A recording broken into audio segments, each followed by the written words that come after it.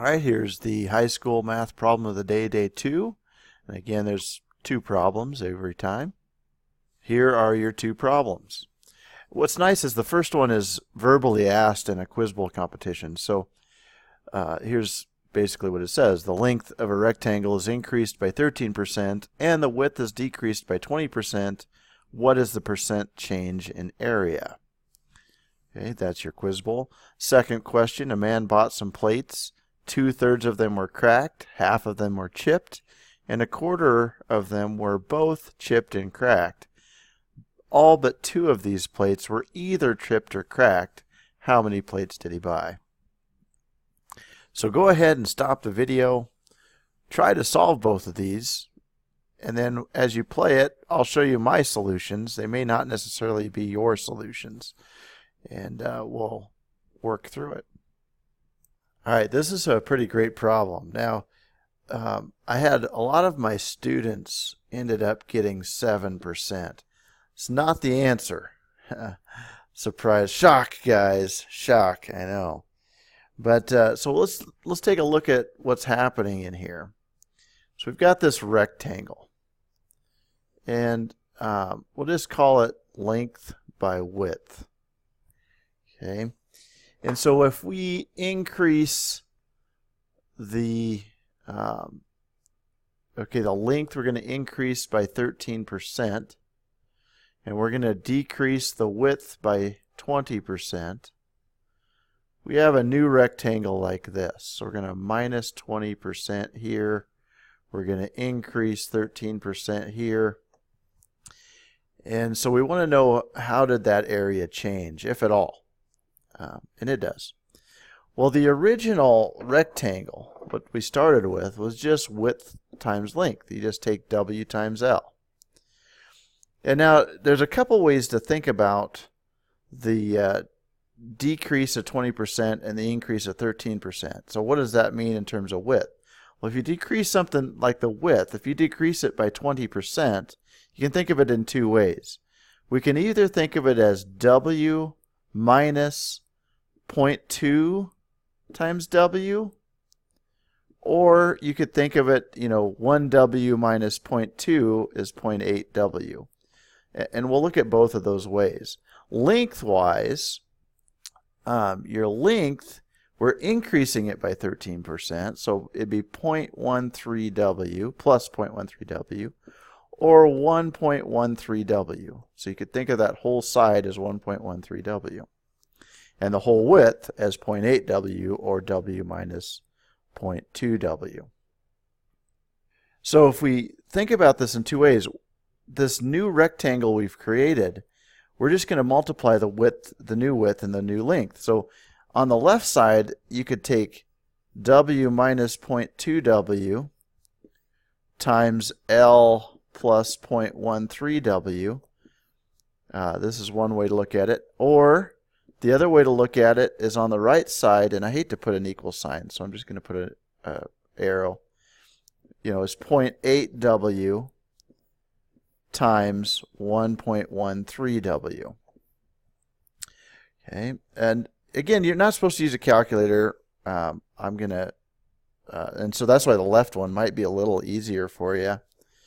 So when we work through this, let's work both sides out separately. This side you're going to have to distribute. This would be WL, if you multiply these two, plus 0.13WL minus 0.2WL.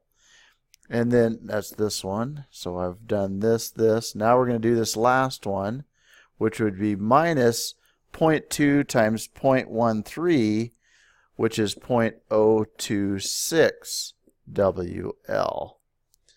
And so you would have this problem of,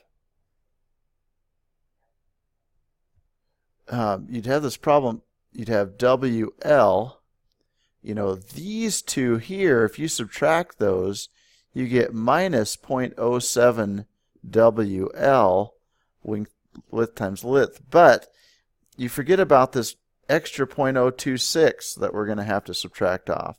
So minus 0.026 WL. And then if you combine those two, you get 0.096 WL. So it's WL minus 0.096 WL. So immediately with the left side, we know that we are a 9.6% decrease. So 9.6% decrease is the answer. Converting that over. You could have also done it with this right side. So and just done it directly and taken 0.8 times 1.13. This should have been length here. So it's 0.8 W times 1.13. And this one, yeah, I see I got confused. I have a confusion here. This should have been L. Sorry, I'm not going to redo the video, but that should have been an L, not a W. But I did it right. But I brain farted there a little bit. But we'll go back to this right side. So if you multiply those 0.8 times 1.13, you get, it is 0.904 WL. Well, if you take WL, the original width times length, minus 0.904 WL, width times length, so that's 1 minus 0.904, you get 0.096. So we've decreased it by 9.6%. So very rich problem. In a competition, when we did this in competition math, neither of the two groups got it. I think they ended up getting thinking it was 7%. Both buzzed in at that. But it's a 9.6% decrease on that problem. Interesting problem. Absolutely love it. Okay, this problem, I'm pretty impressed with my group. They had, a lot of them got this at 24. So, that's what I have for an answer. And I'll double check it tomorrow after I've looked through it. But this is my proof for it. And hopefully there's no errors. Shouldn't be. But I have to look at these as a Venn diagram. So I'm going to, first off, put up the world. There's the universe. Here's cracked plates. I'll put a little CR for cracked. Here's chipped plates. A little CH for chipped. Cracked was 2/3, so that entire circle is, good Lord, that entire circle is 2/3. This entire circle is 1/2. Half of them were chipped, 2/3 were cracked. The middle is 1/4, where they meet. And there was 2 here in the universal set that were neither part of the cracked group or the chipped group. When you do that, we got to think about what is this area here and what is this area here. Well, and I should have done them in different colors. In fact, I will. I'll do this right side in black. So we got this black area we got to figure out, and this green area we got to figure out. So the black area, and I'm just going to move down just a little bit here, so I got some room to work. So, and I'll do it in black. So we know half of them were chipped, minus 1/4 that falls in the both category. So that black area, 1/2 minus 1/4 is, common denominator is 2/4 minus 1/4, so that is 1/4. So this area, these are chipped only plates. 1/4 of them were chipped only. And then on the left side, it's a little bit more difficult. I'll do it in green. 2/3 of that whole, that's the entire circle, were cracked, had a crack in them, but 1/4 of those had a chip. And so we've got to get common denominators, which would be 12s. So 2/3 is 8/12 minus 3/12, which is 5/12. So 5/12 of the plates were cracked only. And so we have everything we need to solve the problem. So so here's what we'd have. So our universal set, if I'm going to let P be total plates.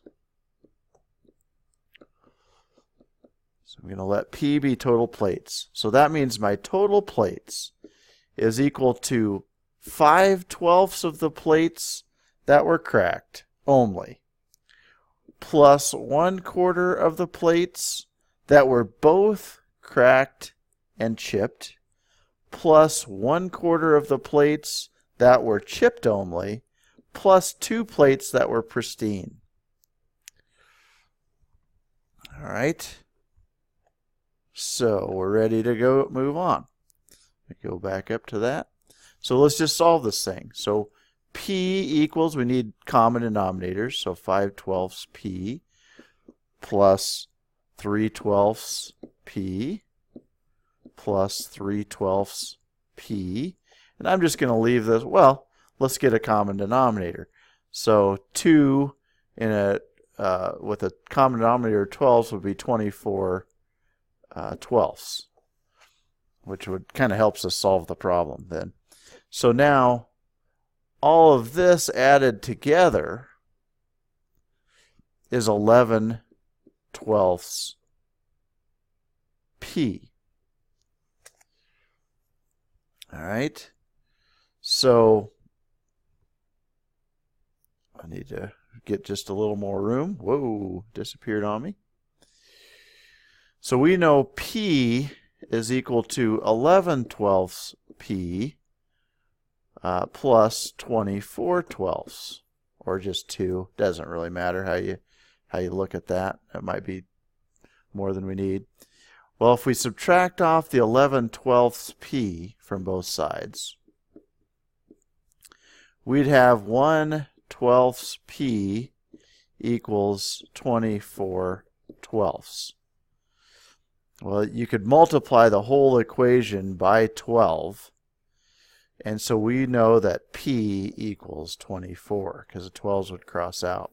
So we know there's 24 plates using algebra. Now, lots of other ways to solve this, but that's just my method. So hope you enjoyed it. See you next time.